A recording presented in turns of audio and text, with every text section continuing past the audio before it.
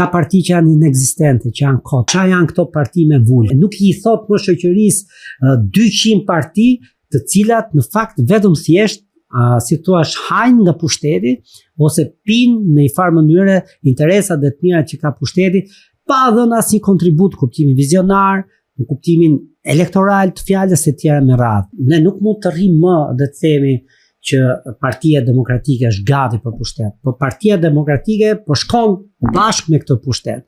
Kjo është një e keqe të cilën pavarësisht që sot ne duhet për hir të vërtetës kishim folë më shumë për pushtetin, për korrupsionin e tjera me radhë, që për mendimin tim ky pushtet duhet të ishte gjaj i rrëzuar, absolutisht po, me këto mori ministrash e të tjera me soje sorolop, domethënë, të cilat kanë krijuar këtë grop kaq të madhe, domethënë të korrupsionit, patjetër ky pushtet dhe kjo parti nuk duhet, absolutisht nuk ka asnjë lloj merite. Gjithmonë është kjo ideja e thënë që të ta kapim nga koka problemin. Unë mendoj që kur ke një trup të sëmur, domethënë tërsi, neve duhet merremi me atë çfarë është më afër nesh.